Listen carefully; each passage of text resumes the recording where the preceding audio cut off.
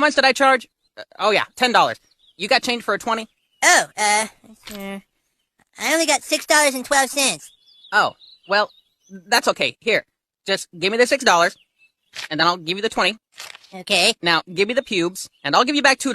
Right. Now, give me the 12 cents, and I'll give you the rest of your change back. And then give me the 20, and I'll give you the pubes. Sweet. God damn! First things first, I just want to say shout out to Raquelio.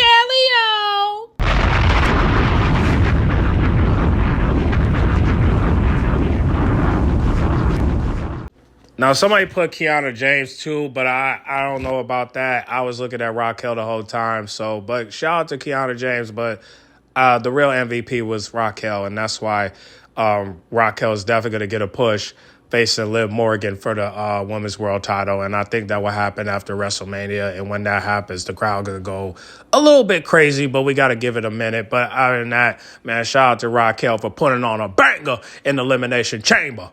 You know what I mean? I hate the fact that she didn't make it to the second round, but the good thing is she made it to the third round, so I'm happy about that.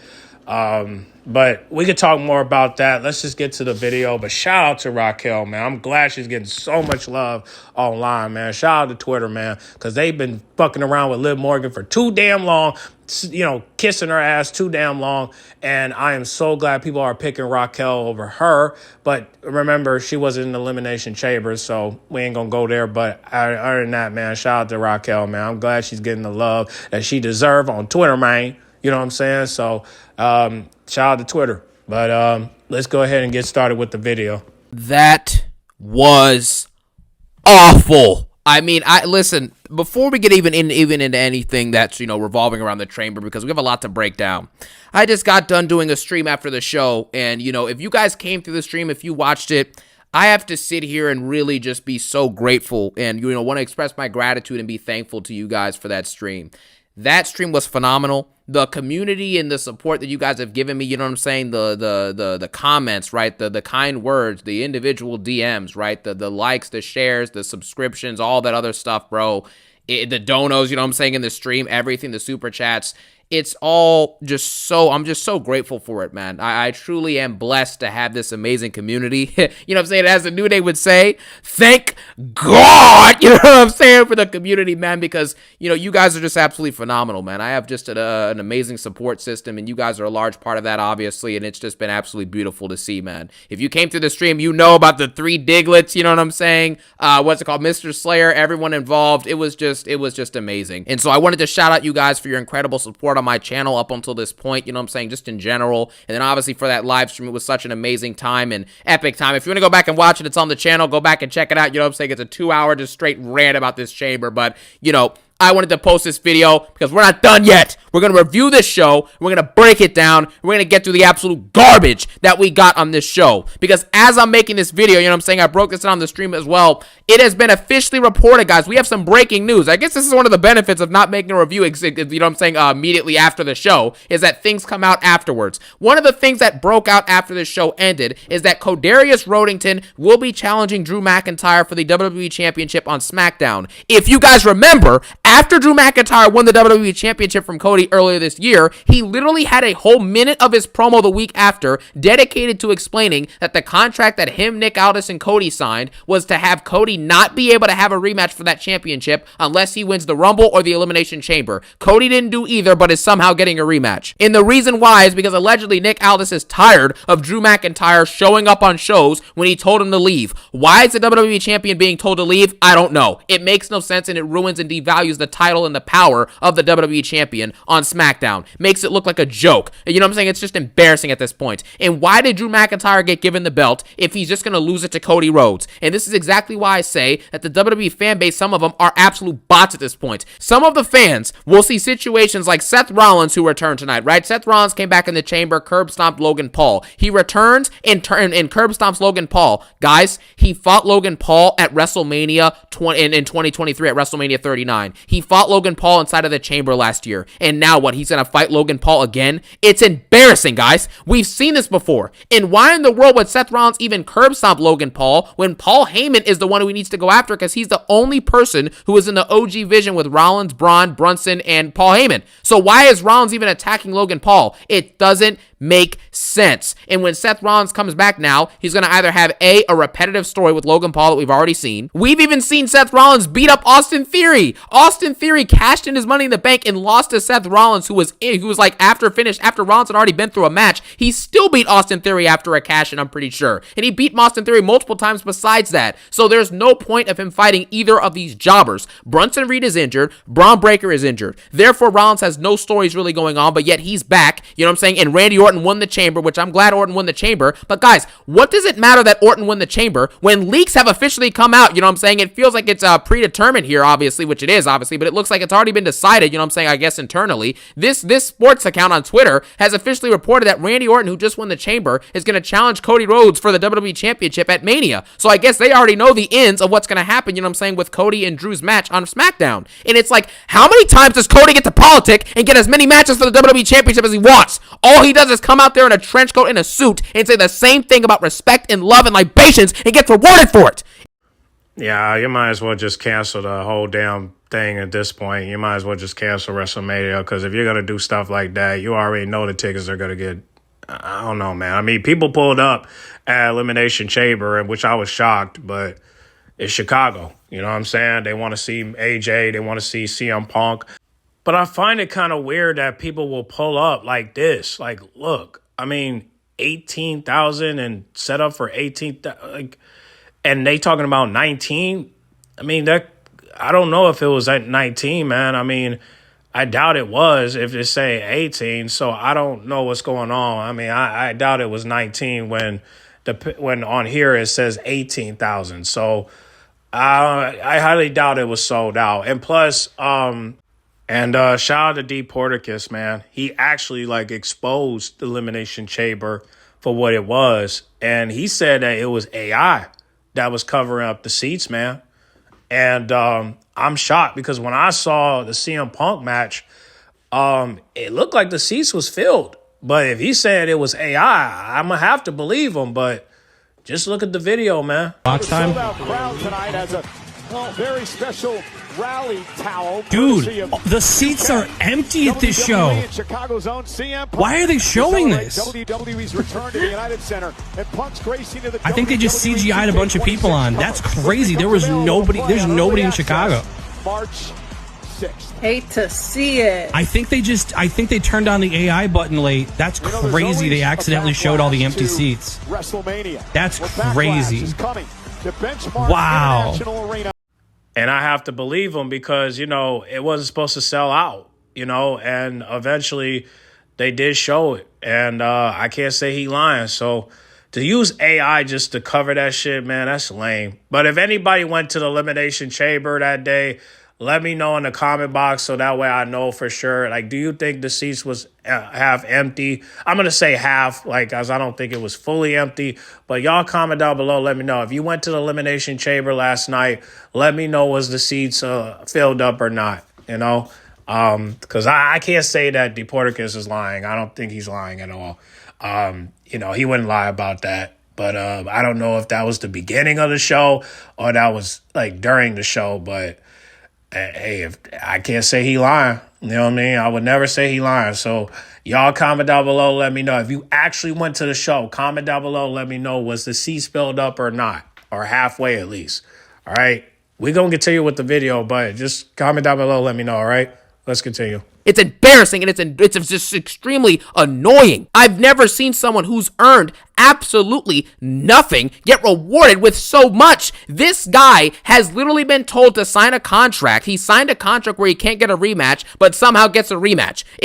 I've never seen this stuff before. If you wanted to do Cody and Randy that bad, you should have already pulled the trigger instead of having Randy look at Cody's championship like it's some chicken from Popeyes. You understand what I'm saying? He's just been looking at it for 2 years. It's been the same thing, and you could have been pulled the trigger on this. You could have been given Randy Orton a heel turn and had him go against Cody when he was a face in his prime, you know what I'm saying, when he wasn't stale in the first half of 2024, had that been his SummerSlam feud for 2024. But instead, you wasted your time. And now you know that no matter what Randy does, he's going to get cheered. He's in one of his final years of wrestling probably, and he's going for a WWE championship. Of course he's not going to get booed. Just like Cena last year turned heel and still at Mania because it's his final Mania and his final WWE championship match. Of course he's going to get cheered no matter what. And now Randy will get the same treatment. The crowd will turn on Cody Rhodes. So instead of having a prime face Cody Rhodes versus a heel Orton, diabolical heel Orton, we're now going to sit here and have a situation most likely where we're going to probably have Cody Rhodes, who will be a face, and Randy Orton, who will be a face, but they're going to have to pick who they want to boo between the two, and they're going to end up booing Cody. So, the fact that you're going to even go that route is just crazy. I mean, shoot. I mean, is Cody ever going to get booed? Because we already know anytime he faces somebody that the crowd don't care about, he's going to get cheered. But to face Randy Orton and not Jacob Fatu and Drew McIntyre is just ridiculous. But, you know, if Cody become champion, we already know the viewership is going to get low. And if it don't get low, it's probably because of Trick Williams. Let's be honest, okay? I feel bad for Drew McIntyre and Randy, but, you know, unfortunately, I hope it's not true. But knowing that it's under Paul Levesque's booking, you know, if reports are coming out saying this is going to happen, believe it. So, because it's the Paul Levesque era.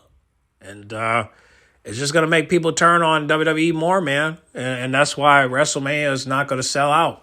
And if it does sell out, either AI is covering the seats and the numbers don't speak. I don't know, man, but somebody's going to have to expose, because something's got to get exposed, man. Like, you know, I don't know, man. Y'all gotta do me some favors, man. Like, when we get to WrestleMania, bro, I need y'all to expose every single seat there, because it needs to be, because there's no way I could see it being filled out, knowing that the tickets don't explain that. So anybody that's buying those tickets, man, kind of letting us know that Triple H is going to be there for a very long time. But the viewership is going to get low.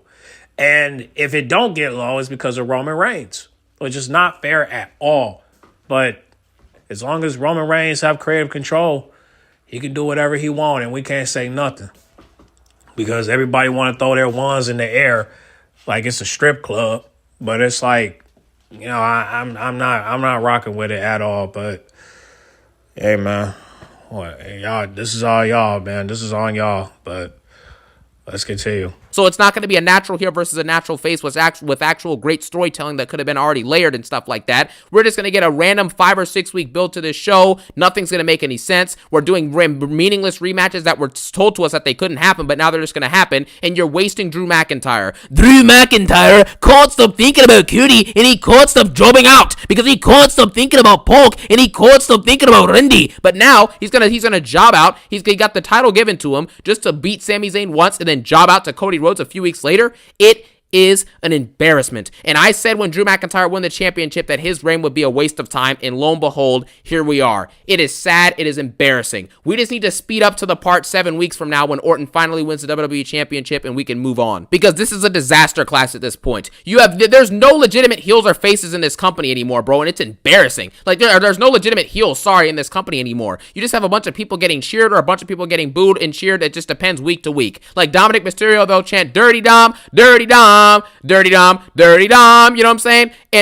And somehow, some way, the next week he'll just get booed, then he'll get cheered, then booed. You have Tiffany Stratton, who literally said in an interview that she doesn't even know what character she plays. She doesn't know whether she's face or a heel. She just refers to herself as I'm me, I'm Tiffy. It is sad. You have no true faces and no true heels because Triple H sucks at booking these shows. And it's just really embarrassing to see this. The next order of business we have to break down because, yes, guys, it's a spoiler, basically. Cody Rhodes is going to probably will have a one-on-one versus Orton for night 1 of Mania for the WWE Championship. CM Punk and Roman Reigns. CM Punk posted a random picture on Instagram, right? Like this here. I'm just going to show it for a couple seconds because it just looks ridiculous. But CM Punk posted this picture. You know what I'm saying? So now the whole entire memes I've been talking about saying, Punk, you want to compare your junk to mine? Compare my junk to yours. I love you, junk. You know what I'm saying? Cody Rhodes, after making those stupid promos saying he's going to compare his junk to CM Punk, now all of a sudden that's coming true because CM Punk came in after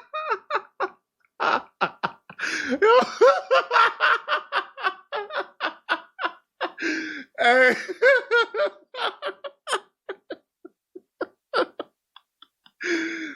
Hey, man, shut up. Hey, man.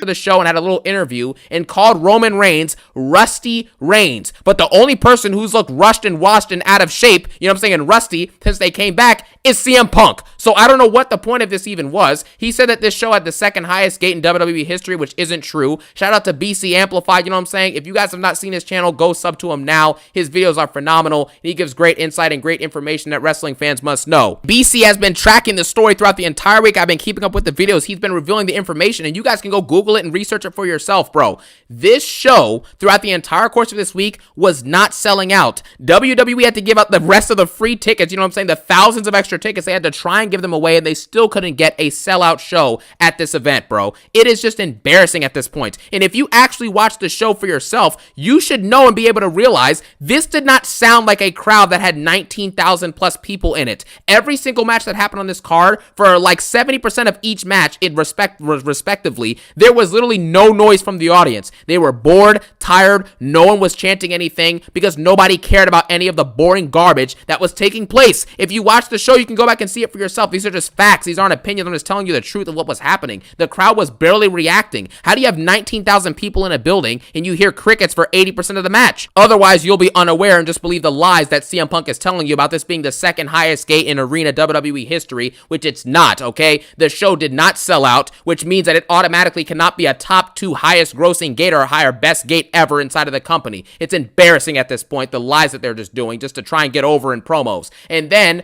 Roman Reigns posted on Twitter saying, I'm not sure who looked more tired, the crowd or the champion. You know what I'm saying? After CM Punk won beat Finn Balor. And that's a situation with that. So Roman and Punk have a little bit of news coming out of this show. Cody's got some big news. And then Triple Fraud was hiding backstage answering questions with Jackie Redmond instead of going out in front of the crowd in the post show, because the last like 5 post shows he's done since the Cena one and the Survivor Series one, he's been getting booed, right? So he can't even go and do post shows. He has to hide from the crowd and hide from the boos because he knows he's putting on stink bomb shows. What an embarrassment. We then move on, and now we're going to get into the actual show itself. But before that, I do want to mention real quick, right? But with that being said, let's go ahead and jump into jump into this review. You know what I'm saying? We're going to be able to speed through most of this stuff because nothing really happened. You know what I mean? So that's kind of the situation here. I just want to preface something real quick though. If you are using the ESPN membership, you are spending $30+ a month. You know what I'm saying? So that's $360 plus a year to watch these PLEs. What about the PLEs we've gotten on ESPN have been worth that type of money? Absolutely none. It's been full of jobbers and ads and predictable boredom. That's all that these shows are filled with, is that and trash, of course. And the crowd was completely dead like 80% of the time tonight, despite there being an alleged sellout or with around 20K people, okay? We started off with the women's match. Then we get to the actual match after these trash entrances. After these trash entrances take place, we then get into the chamber, of course, okay? Now, the chamber, what can I say about this? This match was trash. You understand what I mean? There's nobody, this is the thing. Fans have become such bots that they will accept anything that's given to them. You give them a couple of cool spots in a match with zero storyline, nothing else can happen the rest of the match, but as long as the right guy, quote unquote, wins the match, they're just gonna call it great. It won't make any sense. It doesn't have to work. Nobody has to actually, understand what's happening, but a lot of the fans will let this stuff get a pass. Guys, this is garbage content. If you finish a PLE that you spent $30+ on, a lot of people did, or they watched it via Netflix using the VPN, you're still spending $20+ a month or $10, $15, whatever you're spending a month to keep up with this product. Or if you're one of the unlucky people who, well, you're not even unlucky. I mean, you chose to spend the thousands of dollars, you know what I'm saying, to get scammed at these events.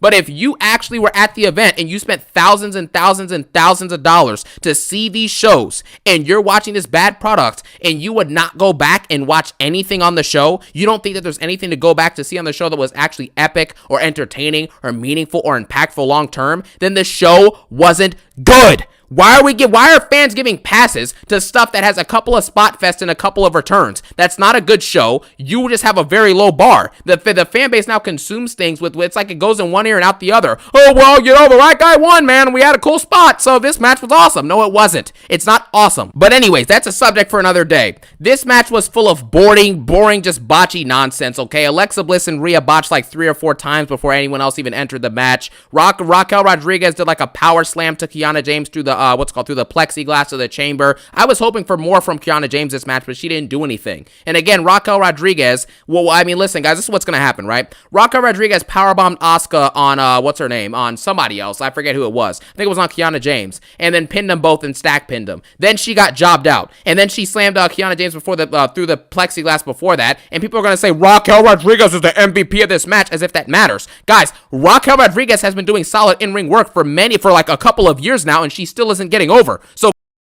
She's not getting over because they're pushing Liv Morgan, fool. So obviously that's the problem. But once the story plays out, she'll get over, and hopefully it will give her a chance for the crowd to side with her, and they are siding with her, and they're going to once she faces Liv Morgan for the belt. So if he's saying one more thing negative about Raquel, I'm just going to skip it, So if you watch the full video on his channel and you hear some couple skips, just know I'm skipping it. All right. So let's listen to some more. And if he say anything negative about Raquel, we're skipping it because nobody cares. All right. So let's continue. Clearly, you guys are saying things about, oh, well, how is she? Why are they not picking her to win? Why are they not picking her to win? She's not over. So it doesn't matter. You know what I'm saying? I like Raquel Rodriguez, but she's not over. So what is she going to get from this? Cool, you did a power slam. Cool, you did a power bomb. Cool, you're... Okay, bro. I mean, he does got a point. She's not over with the crowd. But however, once she start beefing with Liv Morgan, I think that can change. But that's why I don't want Rhea on SmackDown, because I want her to stay on Raw, so that way we could get that big three. We can send Bianca to Monday Night Raw, and we can have that big three. You know what I'm saying? While Liv Morgan go to SmackDown and face whoever, like Alexa Bliss and Charlotte Flair and Jade Cargill. So I hope Rhea Ripley lose at WrestleMania, because if she wins the belt, then this is going to be bad for Liv, because she's not going to be able to get drafted. Because if people want to keep Rhea and Liv separated, then that's a problem, because now Liv's going to be stuck on Raw doing absolutely nothing, because once she's done with the Judgment Day storyline, who's she going to be beefing with? Paige? You ain't facing my queen. Hell no. Okay? You ain't facing my golf queen. All right? Hell no. You ain't jobbing her out. You've already embarrassed Nikki Bella, so you're going to embarrass her? Hell no, man. Hell no. All right? Send Liv to SmackDown and have Rhea stay on Raw. Now, if you want to switch titles, then fine. But the problem is, if Raquel becomes Women's World Champion, she can't stay on Raw. So, again, we can't do that. We can't do that. So, I don't know what's going on anymore. But again, listen, don't listen to CJAX, man. We know Raquel is not over with the crowd, but she'll get over once she start beefing with Liv Morgan. Just give her a minute. Calm down. We're skipping this, man. Look, she gets jobbed out by Tiffany Stratton. Tiffany Stratton almost broke her neck doing a flip on the top rope, which, again, like I said this before, how many flippy and divies and all these flippity flip-flops is Tiffany Stratton going to do and just completely miss? She either misses a flip, misses a senton, misses a moonsault, and completely botches and puts herself in danger of getting severely injured. If you can't do the move, stop doing them. It's just like LA Knight, who we're going to talk about later. His career is essentially done, but it's just like LA Knight. If you can't do a move, stop trying to do it. If you can't do it consistently, stop trying to do it. So that's the situation with that. Tiffany Stratton gets slammed on her face and gets busted open by Rhea Ripley. Rhea Ripley riptides her. That's the end of the match. What else are we supposed to say here? Rhea winning with absolutely no drama, no intrigue, no questions, or no storyline, or no unpredictability is not a good idea. You could have booked this better and made it maybe unpredictable or done something unique, but you know what? It is what it is. It's a bad match. Nobody's going to go back and rewatch anything from this, so nobody really cares here. It's crazy that he's talking about everybody else, but he's not talking about Alexa Bliss getting eliminated first. Now, listen, man, maybe that's the reason why she got eliminated, because Raquel, eliminated both women, which that was great from her, by the way. But the fact that she got missed and eliminated first is kind of nasty work, and it is insane, But this is what happens when you're under the Paul Levesque era and you want Anna Jay and Saraya to come back to WWE. Well, Anna never came to WWE, but you want both AEW queens to come to WWE so they can end up like Alexa Bliss? Hell no. Nah, bro. Go do indies. Okay? You want to wrestle? Go do indies. Don't come to WWE. The fuck? Is there anything you can do besides, I want to go to WWE? No. Go to the indies. Because that's where Shotzi is at. That's where Scarlett is at. That's where Gigi Dollars is at, a.k.a. Priscilla Kelly. Go over there. Okay? Do not come over here, because over here, it's not cool. Oh, and over here, I mean, like, don't come to triple frauds era, because you're going to get booed. You're going to get less cheers, and you're going to get booked to oblivion. And you want to get hit with the oblivion from Liv Morgan? Come on. Use your fucking brain. You don't need to check. You need to wrestle. That's what you told us. Do something else, because that's just what it is. Like, come on, guys, help me out. Like, we can't have Saraya and Anna Jay on WWE. If they come to WWE, they're going to get jobbed out. You see what's going on with Nikki Bella? She reunited with her sister. Where have they been? Where they at? Exactly. So keep Anna Jay and Paige away from WWE. But unfortunately, I can see Paige coming back next year at the Royal Rumble. But Anna Jay, oh my goodness. Somebody got to call her. Somebody got to call, because her contract's supposed to expire, I think, this month or next month. And if she comes to NXT, bro, you already know how she's going to get booked. She's going to be facing people like Thea Hell, probably going after a speed title. And then as soon as a couple months later, she's probably going to go to Evolve. How is that possible? Anna Jay went from being a mid-carder in AEW to a goddamn Evolve talent. Nah, fam. Okay. Let's continue. I'm glad Rhea won to an extent, because out of everyone available in the chamber, this is clearly the best option, probably, because you can tell a decent story maybe with her and Jade, and Rhea and Jade is a high-profile, big-name match for Mania, and it's for a championship, so it is what it is. And hopefully Rhea can take back a title she never lost. Yeah,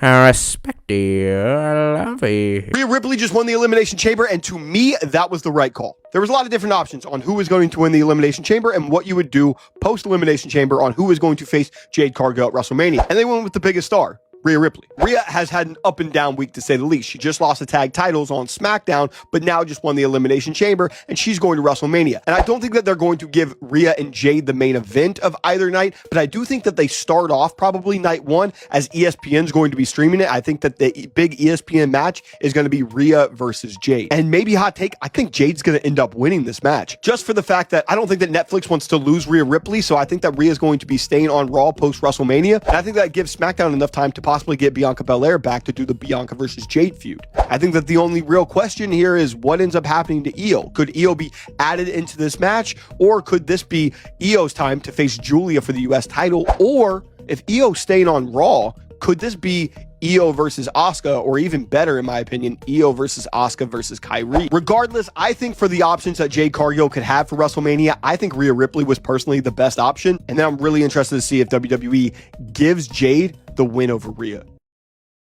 Yeah, I doubt that. Unfortunately, Triple H is going to probably give the belt to Rhea, even though I don't think that's a good idea, but because it will affect Liv Morgan's chances to come to SmackDown. But hopefully, Jay will find a way to beat her. But under Paul Levesque, you're not going to get that. So it's the Paul Levesque era. But I hope I'm wrong. But knowing Triple H, have I ever been right?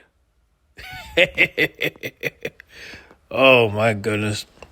It's a damn shame. But I'm just like, what is Liv going to do, man? Like, once the Judgment Day storyline is done, what the hell is she going to be doing? Because she got to do something. Like, you can't just be beefing with the same people. You got to go. So you got to go, baby. You got to leave. Like, Livy Poo, you can't stay around and give people lemonade. You got to leave. Okay, you can't just stay at Monday Night Raw knowing that the crowd ain't fucking with you. And, you know what I'm saying? Like, come on. Like, it's just... Oh, man. I hate to say it, but Liv Morgan deserved better, man. She really do. I don't know. I mean, shit. I still hope she goes to SmackDown, but I don't know, man. I don't know if Rhea Ripley wins the WWE title. I doubt that Rhea's going to have any type of competition, man. I mean, we're still waiting for Bianca to come back. So if that's the only competition, then fine. But I want Raquel to get her opportunity to face Rhea and Bianca as well. So, you know, if Bianca gets drafted, what does that leave for Rhea, man? Like, rather y'all switch champions or somebody take the belt or Jay takes the belt off of her and send her back to Raw. But I don't know. Because like I said, I don't know, man. We got to figure this out. But let's continue. AJ Lee and Becky Lynch was a disaster class. This was absolute garbage. It was choreographed clearly, it was sloppy, it was botchy. And there's really no other way to go about it, guys. When you watch just the ending of this match alone, saw AJ Lee not even able to fully connect her submission hold. Then earlier in the match, Becky Lynch brings in a chair into the ring, and she tries to do a DDT on it and completely misses entirely. And then she tried to slam AJ on the chair while the ref wasn't looking and completely missed that entirely. And then there's a spot in this match where the ref gets slammed into an exposed turnbuckle, the same exposed turnbuckle that we've seen many superstars over the decades of WWE get slammed into, and it cost him a match. The ref gets slammed into the exposed turnbuckle, somehow no-sells it, then an AJ Lee little kick knocks her out, while the ref is down, Becky brings in the chair, botches all of her moves on the chair, completely misses everything, and then tries to pin AJ, gets a pretty good near fall. I'll give the match that. It had a really good near fall. I thought AJ was going to lose straight up, and she didn't, so that was pretty cool. And then after this takes place, AJ Lee then dodged the exposed turnbuckle hit. Becky Lynch hit the turnbuckle. She then puts in the Black Widow. Like I said, she doesn't even get all of it because she messes it up. But to be fair, if this is her first, singles match in 11 years, so I guess it's whatever. She botches, it is what it is.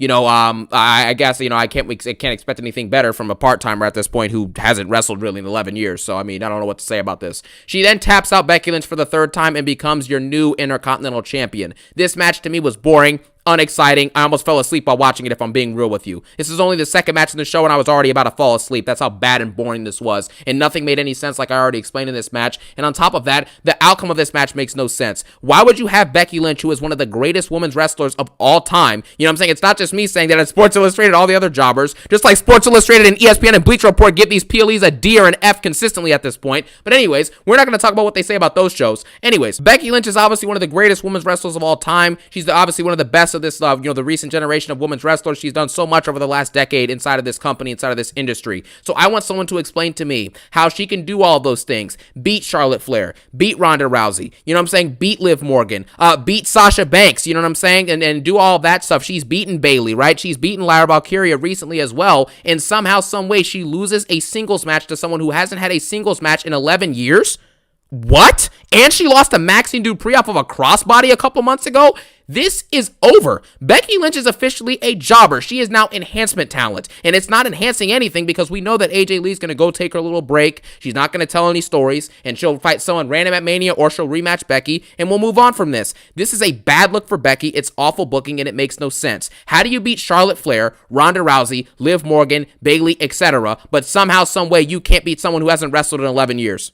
But just think about that, guys, for a second, and you explain that to me. Let me ask you this, right? If in 10 years, let's say Trick Williams is in his prime and he's the WWE champion, and John Cena comes out of retirement in 10 years from now and hasn't wrestled, right? How in the world would it make sense for John Cena to beat Trick Williams? How? How does that make any... It makes no sense. Let's say in that time that Trick Williams has beaten, Randy Orton. He's beaten Cody Rhodes. He's beaten Roman Reigns. He's beaten Seth Rollins. He's done all this stuff. And somehow John Cena comes out of retirement after 15 years and beats Trick Williams. No one would think it would make sense, right? And we'd be like, what the heck is that? How is this happening? You know what I'm saying? It just wouldn't work. But somehow we have to pretend and bend the logic and act like this makes complete sense and this is just expert booking. This is stupid, and I just explained it for you. It's absolutely embarrassing at this point.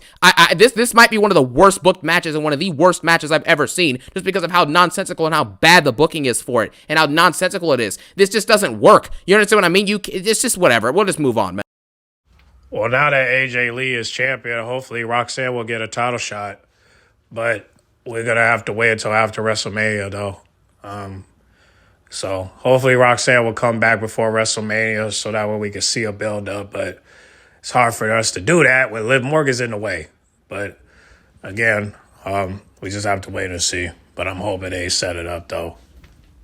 Yeah, let's continue. We then get a backstage segment. And R-Truth, just talks about Pizza Hut or Papa John's, whatever it was. Nobody cares. R-Truth has been reduced back to a comedy act. But when he returned, it was supposed to, like we saw on Unreal, Triple H is saying, yeah, man, we're going to make something special out of this. We're going to do something unique. We're going to do something interesting with this. And nothing happened. But like Triple H said, just enjoy the show, guys. Just enjoy the show. Keep on watching. Yeah! And then you see what R-Truth is doing now, and he's a comedy act and a joke backstage. We then move on from this, and we get a, a CM Punk versus Phineas Balor match. This is simply a Raw match. There's nothing else to say about this, guys. It's a Raw match. They do a whole mega entrance for CM Punk beforehand because they're in Chicago. He's walking around backstage. They're treating him like he's the Michael Jordan of this place, and he's the Michael Jordan of wrestling. He's not. You know what I'm saying? He just isn't at this point. He's not even a top 10 wrestler ever. He's not even top 20 probably. So I don't know what in the world we're talking about with this situation. This is just getting ridiculous at this point. You know what I'm saying? Like, why is he getting this type of entrance? I get that he's great. CM Punk's one of my favorite wrestlers ever. But why are we doing this? Well, like, be real with yourself for a second. Why are we doing this, guys? You know, he's in his hometown. Great. Why is he walking around backstage for 5 minutes before he gets an entrance? And then he comes out and puts on a bad match. This match is bad. Do you remember any spots from this match?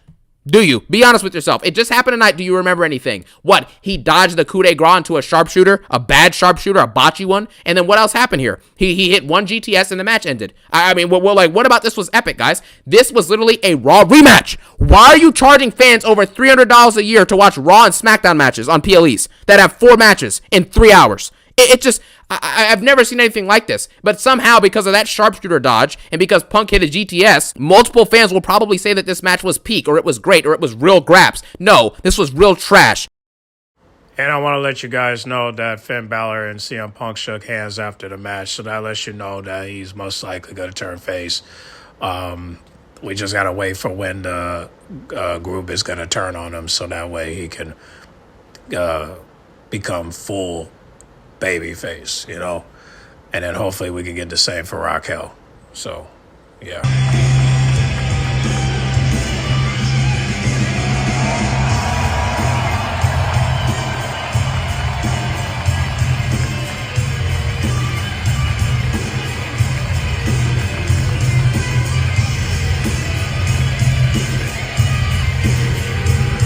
AJ Lee comes out afterwards and shakes shakes CM Punk's hand, you know what I'm saying, or not shakes his hand, hugs him, you know what I'm saying, and they celebrate. They put the ones up to mock Roman Reigns, and that's basically it. There's no punchline here. There's no like Roman Reigns coming out or anything like that. I said on stream that if I was booking this show, I think I would have made things really personal, like we've done before. You know what I'm saying? Like, it would have been a situation like this, where after the match, I would have had Roman Reigns' music hit as they're trying to mock him and hold their belts up, and then Roman Reigns comes out from the crowd behind CM Punk and spears him, and AJ Lee's looking confused. She's upset, you know what I'm saying, and she slaps Roman Reigns. Roman Reigns then walks out of the ring. I'd have him walk out, and then I'd have him turn around, you know what I'm saying, and AJ Lee's like checking on CM Punk and stuff like that, and Roman Reigns does that little like smirk, you know what I'm saying, that he does, runs back in the ring, does the ooh-ah, and they zoom in on AJ's face, and it's like, what the heck is happening? Like, she realizes Roman is still in the ring, and she gets up, and Roman Reigns spears her. That's what I would have done. You know what I'm saying? Obviously, I know people are gonna be like, no, you can't do that. You can't have her spear her. Guys, the moves, she's not getting cut in half. Relax yourself, okay? Roman Reigns, you know what I'm saying? Like, this is just so stupid. I presented this idea on stream, and I thought it was great, because not only does it appeal to the whole thing of Roman Reigns hating CM Punk, but it also makes things personal. And then you can also set up multiple different segments, and actually Roman will be on Raw the entirety of this month, pretty much. So that'll be good to, good to add to the promos and add to the feud and make things feel epic. Obviously, the moves are not meant to, you know, permanently hurt people. Nobody wants to see anyone get injured. Nobody's asking for AJ Lee to get thrown off of a 50-foot Hell in a Cell or get put through 5 tables. Just do a little light spear, right? Obviously, Roman wouldn't go hard on the spear. He'd do a little light spear. She'd act like she'd oversell it, hopefully, and act like she's like knocked out and out of action for a couple weeks, you know, something like that. And it would build the feud. Roman then stands tall with Punk's championship and then leaves it on his knockdown body, and he walks away, raises the ones up, and talks to the camera and says, I'll see y'all on Monday. That's what I would have done. You cannot tell me that wouldn't have been better than what we had tonight and what we've been getting from this company in terms of the quality of the creative for many weeks. I'm just being honest with you. We have to sit here and lie and act like these storylines are so good. They're not. They're trash. They're absolutely awful. I just came up with a better story in like 30 seconds than Triple H has in 30 months. So I don't know what's happening there, but it is what it is. We then move on to the main event, okay? Before we get to that, we got the reveal of the opening of the box. Let's do a drum roll, please, as to who it was. It was Dan Jobber. We are really in a state of WWE where Dan Jobber, or Danhausen as they're calling him, he's really just a jobber. Dan Jobber debuts in a big box. We have to pretend like this is some massive moment that everybody cares about. Half the crowd doesn't even know who this jobber is, and the other half doesn't care who he is. So that's just how it is. Nobody cares about this guy, man. He was getting booed at the end when they finally shut the lights off and moved him on. People were booing because they expected more from this clown emoji. You know what I'm saying? So that's just what it is. I have nothing to say about this. Dan Jobber is a jobber, and he wasted our time. The fact that this is being advertised for weeks in a big box and this is the reveal, it's just embarrassing at this point. So whatever. We then get to the main event, and first off, we got to shout out Javon Evans, or Javon Williams, as Mark Nash called him, right?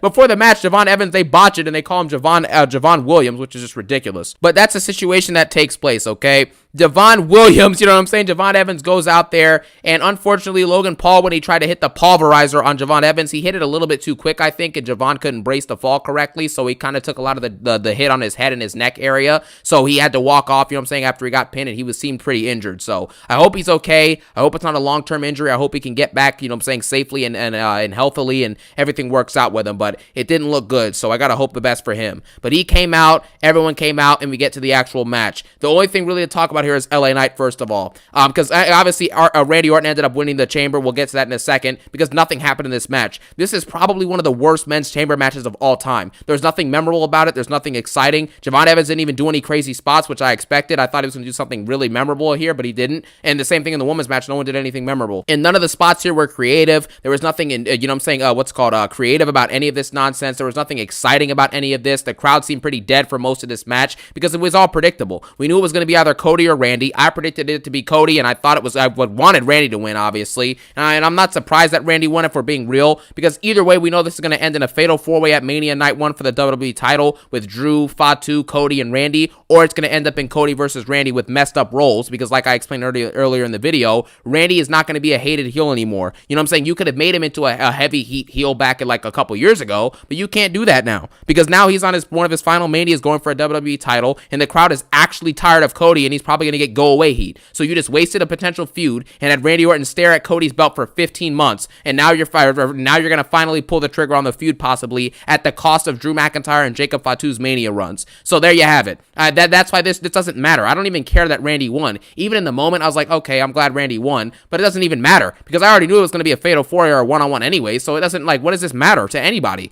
you know, but whatever. And this also makes no sense, because wasn't Jacob Fatu promised the next match versus Drew McIntyre by Nick Aldis, and I guess that's just done now. I guess Jacob Fatu will just keep waiting his turn, so whatever. Cody gets a match for no reason that he doesn't deserve. He just gets a random one. But you know what? It is what it is, man. They have to keep pivoting, because Triple H waits 15 years to do any type of storylines, and things get stale. And speaking of stale, LA Knight will eventually get stale as well. He's had infinite chances to have anything of meaning, guys. He's been in like 3 Money in the Banks. He's been in a couple Rumbles, and he's also been in to multiple Manias, and he's done nothing of meaning at any of those shows. And so at this point, with him being super over, getting over himself, being good in the ring, being charismatic, you know what I'm saying, having the talents he has, and being told by Triple Fraud, good things come to those who wait, allegedly. But then just to see him continue to job out, it's been sad. So LA Knight, it's been real, bro. It's over. You know what I'm saying? He's done. I'm not predicting him to win any more matches, no matter what. If they're on a PLE and it's not versus a jobber, I'm not predicting him to win. It's over. If he was going to win, he would have already done it. And now if they pull the trigger, like later this year or in a year from now, it's probably going to be stale. So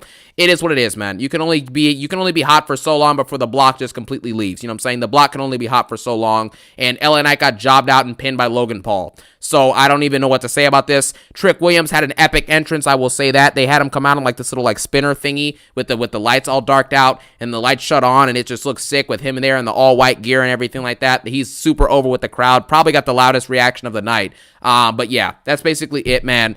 Trick Williams came out. He lost. He didn't do anything in this match. Cody Rhodes didn't do anything in this match. Randy Orton did nothing in this match until the end when he hit a couple RKOs. But ultimately, Drew came out and hit Cody with a championship. The same championship that Cody got hit with at Mania 41. And it cost him the match because he got knocked out by it and pinned. But now Drew hits him with it while he's not even looking. Hits him in the back of the head. Cody no-sells it. Dodges a Claymore, hits a Crossroads. Orton then RKOs Drew McIntyre. And then Orton RKOs Cody, and that's it. Or actually, no. The order was RKO to Drew, then Crossroads to Cody, or no, Crossroads to Drew, and then Cody got Crossroads, and then Randy Orton pinned him. So let me get this straight. We just watched Randy Orton beat Cody Rhodes using one RKO, And we literally, like, I don't even, what are we going to say about this, guys? Be real with yourself. If we just watched Cody Rhodes do nothing all match, and he got one RKO and got pinned easily and clean in the middle of the ring, why in the world would we believe at WrestleMania that he's going to beat Randy Orton? What sense would that make considering this booking? You understand what I mean? Randy Orton just lost to D-Lister Black last week after getting hit with a title and taking one finisher from a jobber like D-Lister. But now Randy Orton's hitting one RKO and it's over. I don't know what to say about this, guys. Nothing makes any sense. But when you wait this close to Mania and your creative team is so awful, it has zero plans, zero storylines, and zero creativity for anything, and are absolutely just wasting time away back there and wasting our time as well, this is what you get. You get a bunch of random storylines thrown together last minute that make no sense. They're not coherent. They're not intriguing. And you already know the result of the stories and the result of the matches. So that's what you get. So overall, Randy wins the Chamber. I don't care. I really do not care. Seth Rollins returned to the Chamber. Like I said, he's returning to nothing. He has no storylines. It doesn't make any sense because no one who was a part of the OG vision that turned on him is there anymore, except for Heyman. So why is he going after Logan Paul, who he hasn't even interacted with, I think, in like a year or two? So it's just, none of it makes sense, guys. It's a waste of our time. Everyone knows it, and it's stupid. And so we have to treat it as such. There's no point of trying to be nice about this stuff when we know it's awful and it makes no sense and it's wasting our time. This is the last big PLE before Mania, and it's arguably one of the worst PLEs of the whole entire decade so far. This was awful.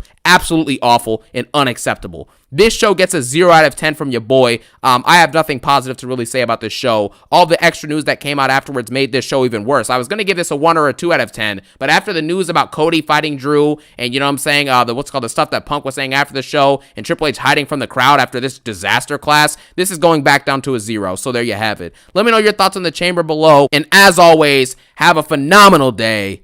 Peace out and one love. Yeah, I don't know what they're gonna do with Liv Morgan, man. Because once Liv Morgan's story is done and running at Raw, what do you have? She gonna have to come to SmackDown, man. Because like I said, once the Judgment Day storyline is done, what do you have? Like, she can't keep beefing with Roxanne and Raquel. She's gonna have to leave. All right, you've already told your story with Dom and them. Now go.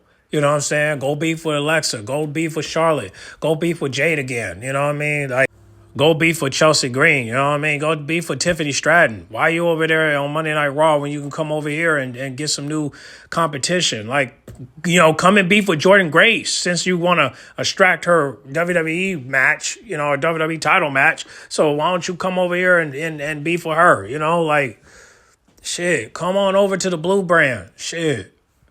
I mean, I don't know what they're going to do, man. Because like I said, Rhea winning that belt is just going to ruin things for Liv. It's going to hurt her chances, man. And I really want Liv Morgan to move on from the Judgment Day storyline. Like, you got to do something, man. So, after the Judgment Day storyline, I hope that she finds new competition in the Blue brand. But with Rhea Rebby over there, I don't know. I mean, is Jade Cargill going to beat her? I don't know. With her title reign being so filthy, I have no clue. But,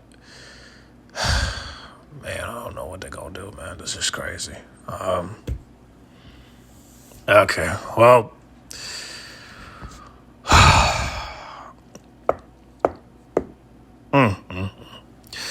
Well, I will say this, man. Alexa, I'm sorry that you had to come back to this Paul Levesque era.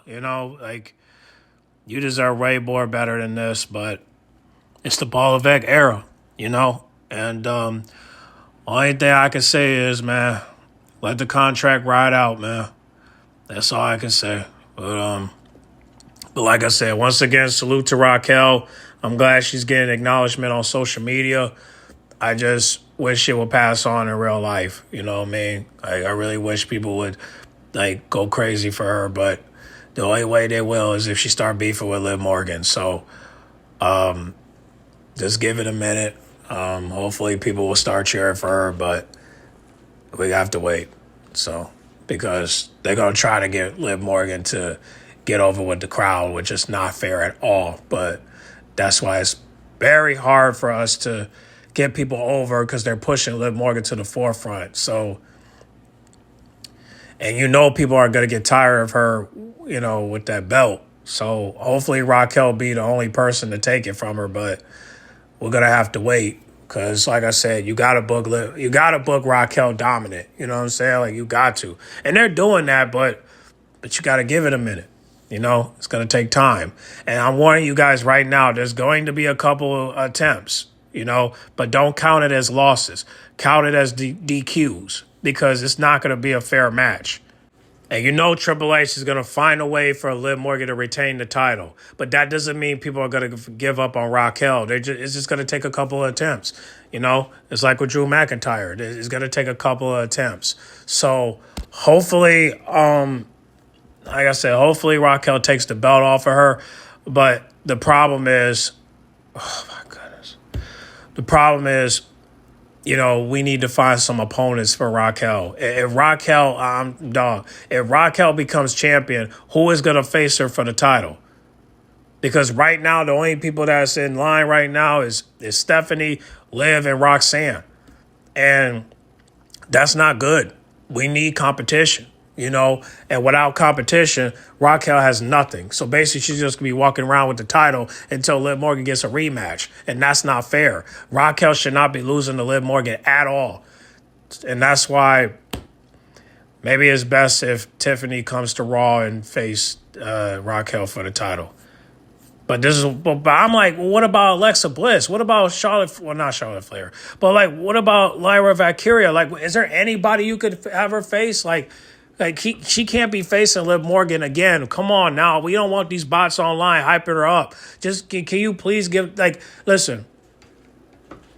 It's gonna take a couple of attempts, but I do believe Raquel will take the belt off of Liv. But the problem is, who is going to be her opponents? Because if they can't find nobody, best believe sure they're going to do another rematch, which that's not good.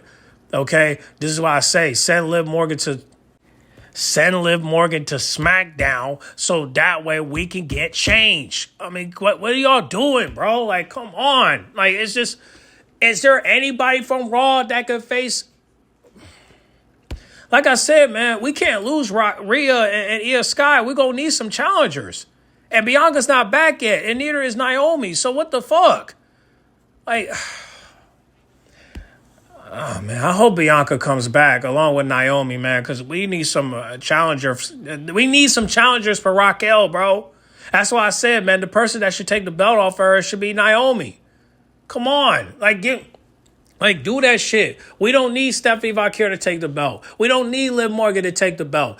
Send Liv Morgan to SmackDown and have Stephanie go after the mid-card titles. Come on. Do something different.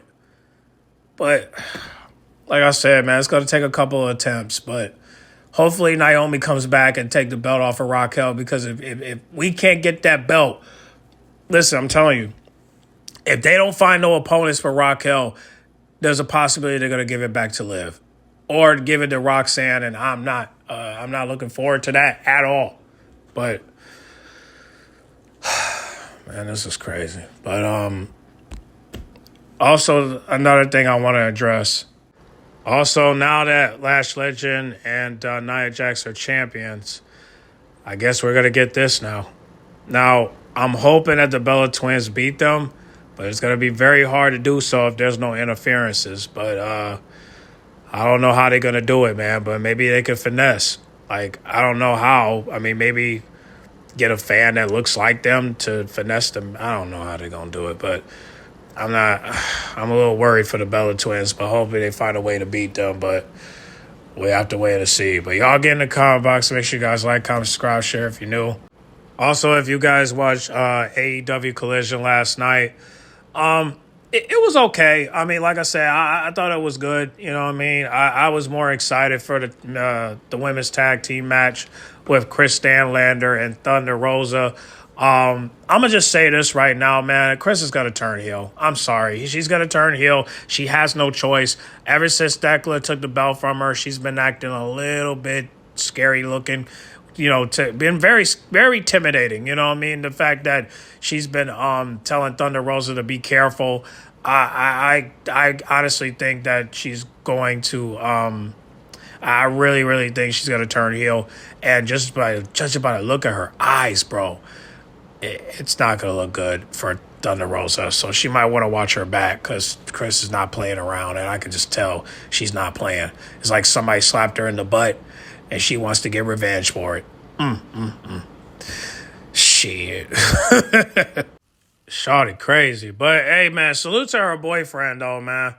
I mean, he's pretty fortunate, man. He get to, I mean, I'm hoping that he's smacking that on a low, you know what I mean? Like, because, you know, that, man, look, any man that date Chris Stanletter, you're a lucky man. You know what I'm saying? I just hope you get the chance to squeeze it on a date night, you know what I mean? Like, I mean, at least get, I mean, even if you're not fucking her, at least get a little squeeze, you know what I'm saying? Like, give her a little French squeeze, you know, like, you know, give her some type of satisfaction, you feel me? But, bro, I know one thing. If you hit a missionary, oh my goodness, these are not the type of eyes I want to. If I was him, I would not look at these eyes. You're better off doing doggy style, bro. And you need to do doggy style anyway, because she's thick. You know what I'm saying? She's thick standard, okay?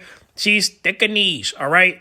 Thick lander, all right? You cannot say no to stat bootylicious, all right? Any woman that's thick and been eating her cornbread, that's the woman you should be hitting from the back every night. I'm not saying you can't do missionary at all, but you get the point. I mean, this is just scary. You know, oh no, fuck out of here. You getting back shots. I'm not, oh no. Oh, don't this scare you guys? Look at her eyes, bro. Look at her eyes. Don't you guys feel scared, bro?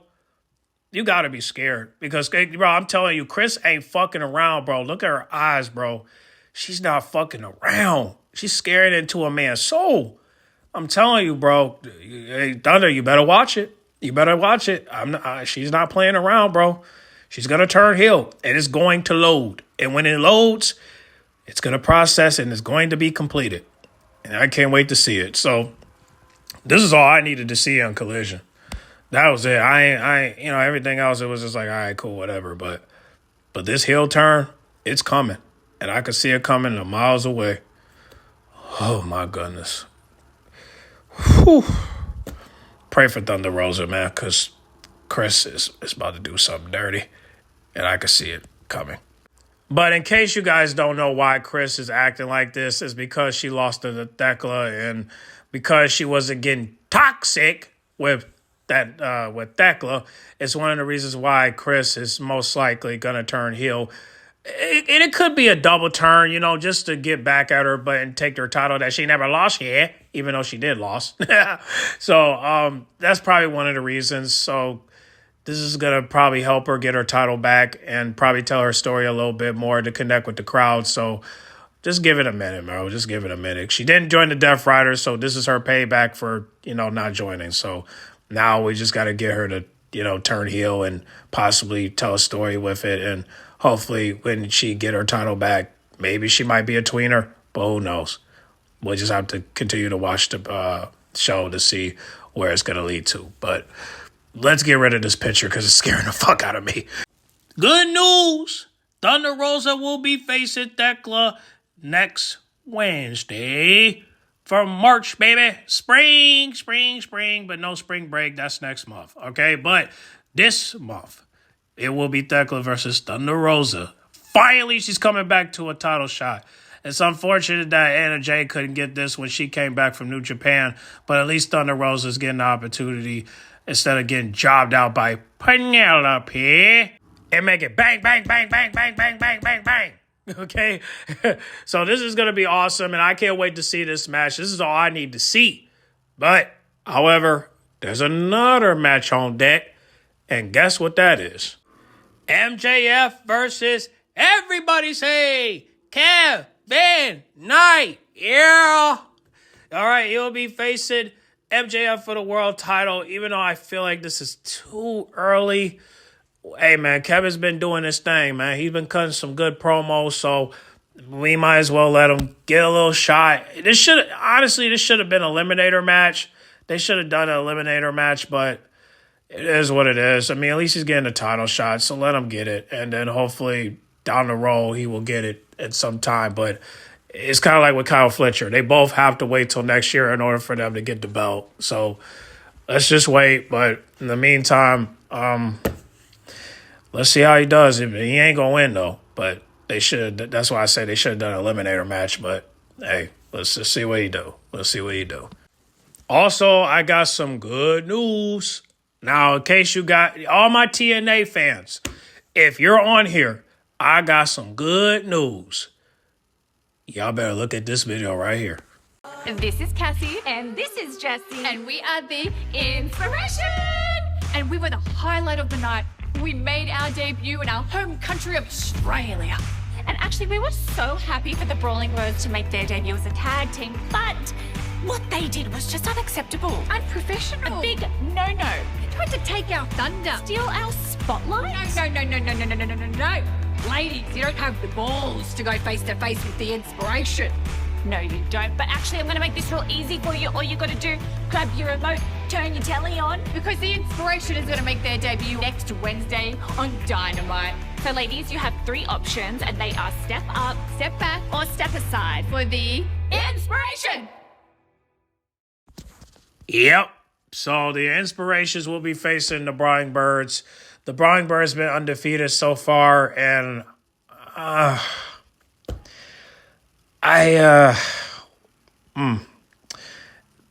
I forgot they're undefeated. One second. All right, I'm back. Listen, I hope the Inspirations beat the Brawling Birds because it's not fair that they gotta come to Dynamite in order for them to lose, be like Hyon and Maya World. Because again, the Inspirations, they shouldn't be, losing to nobody, especially if you just came from a TNA to here. You know what I'm saying? So I hope the Inspirations win. I think this will be a great feud until the Brawling Birds get a title shot against the tag team champions, whether it's Megan Bayne or Lena Cross or the Babes of Rap. So hopefully they don't lose this match. I'm praying they don't lose this match. Tony, please don't fumble them. All right, you just hired them. Do not have them lose. Okay, at least have a rivalry with these 4 until they're ready to go after the belts. So hopefully this doesn't. I hope Tony Khan don't fumble. I'm hoping. But I'm rooting for the Inspirations to win. I know the Brawling Birds been doing a great job so far. But the Inspirations have to win. Okay, if they don't win, I don't know where they go from here. Now, you could keep the rivalry going. But the question is it going to keep going until they're ready to go after the belts? I don't know, but at least we got some competition. However, I need the Inspirations to win. Hopefully they win. I'll do a poll, and hopefully you guys will, hopefully I can remind myself so that way you guys can vote. So, yeah, get in the comment box. Make sure you guys like, comment, subscribe, share if you're new. What do you guys think, man? Do you think that the Inspiration is going to beat the Brawling Birds, or are they not? And let me know what y'all think about the Elimination Chamber. But get in the comment box. Make sure you guys like, comment, subscribe, share if you're new. Congratulations to the Inspirations for being on Dynamite. And shout out to the Brawling Birds, a.k.a. the Brawling Booties, the England Booties. You know what I'm saying? Getting their match on Dynamite. Yep. So get in the comment box. Make sure you guys like, comment, subscribe, share if you're new. And I'll catch y'all in the next video, all right? And you know what? I'm going to start ending my videos with the intro. So I'm going to have to start doing that from now on because I don't want to keep saying I'm out. But I am out, though. But let me just go ahead and do this for now on. So let me start over. Get in the comment box. Make sure you guys like, comment, subscribe, share if you're new. And I'll catch y'all in the next video, all right? Come on! What my name is? Come